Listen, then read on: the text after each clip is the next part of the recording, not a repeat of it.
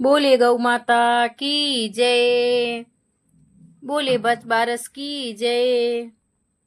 हिंदू पंचांग के अनुसार बच बारस का व्रत भाद्रपद महीने के कृष्ण पक्ष की द्वादशी को मनाया जाता है।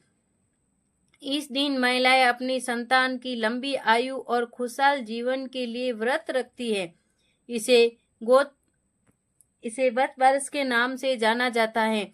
ये व्रत उन महिलाओं के लिए भी खास होता है जो संतान प्राप्ति की इच्छा रखती है।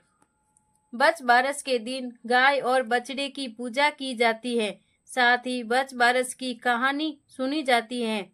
यहाँ देखिए बच बारस की व्रत कथा। एक साहूकार था जिसके 7 बेटे थे। एक बार साहूकार ने एक तालाब बनवाया, लेकिन 12 वर्षों तक भी वह तालाब नहीं भर सका। इससे परेशान होकर साहूकार कुछ विद्वान पंडितों के पास गया और उसने पूछा कि इतने में दिन हो गए, लेकिन मेरा तालाब क्यों नहीं भरता है। तब पंडितों ने कहा कि तुम्हें तुम्हारे बड़े बेटे या बड़े पोते की बलि देनी होगी, तब ही ये तालाब भरेगा। साहूकार ने पंडित की बात मानकर अपनी बड़ी बहू को पियर भेज दिया। साहूकार की बड़ी बहू हमेशा बच बारस का व्रत करती थी। बड़ी बहू के पियर जाने के बाद साहूकार ने अपने बड़े पोते की बलि चढ़ा दी। तब घनघोर मेघ बरसने लगे और तालाब भर गया। जब साहूकार अपने तालाब की पूजा करने जाने लगा तो अन्य लोग भी उसके साथ उसकी तालाब की पूजा करने जाने लगे। जाते समय साहूकार ने अपनी दासी से कहा कि गेहूला धनुला मतलब चने और मोट बना लेना।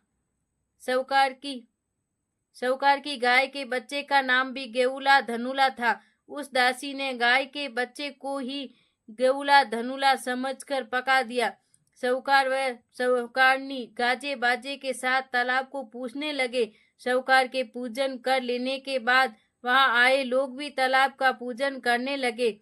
उसी समय जिस पोते की बलि दी गई थी वह गोबर में लिपटा हुआ मिला और आकर कहने लगा कि मैं भी तालाब में कूदूंगा। उस बच्चे को देखकर साहूकार ने कहा कि मैंने तो इसकी बलि दे दी थी जिससे कि ये तालाब भरा गया, लेकिन गाय माता ने हमारी लाज रख ली और हमें हमारा पोता वापस लौटा दिया। अपने बेटे को वापस देखकर बहू भी बहुत खुश हुई। तब साहूकार दौड़ा दौड़ा घर वापस आया और दासी से कहने लगा कि गाय का बच्चा कहाँ है। तब दासी बोली कि आपने गेहूला धनुला को पकाने के लिए कहा था तो मैंने उसे पका लिया। यह सुनते ही साहूकार क्रोधित हो उठा और अपनी दासी से कहने लगा, अरे पापिनी, तूने ये क्या अनर्थ कर दिया। अभी हम एक पाप उतार कर आए हैं, उससे पहले ही तूने दूसरा पाप हमारे लगा दिया। साहूकार अपना सिर पकड़ कर बैठ गया और साहूकारनी सोचने लगी कि अब गाय आएगी तो उसको क्या जवाब देंगे। साहूकार ने एक हांडी में गाय के बच्चे को डालकर गड्ढे में दबा दिया। जब शाम को जंगल से गाय वापस घर आई तो उसने अपने बच्चे को ना पाकर चिल्लाने लगी और खड्डे में दबी हुई हड्डियों को खोदने लगी। जब गाय ने हांडी को खोदकर निकाला तो उसमें बछड़ा निकल आया। जब साहूकार को पता चला तो वह भी बछड़े को देखने के लिए गया तो उसने देखा कि बछड़ा तो अपनी माँ यानी गाय का दूध पीने में व्यस्त था।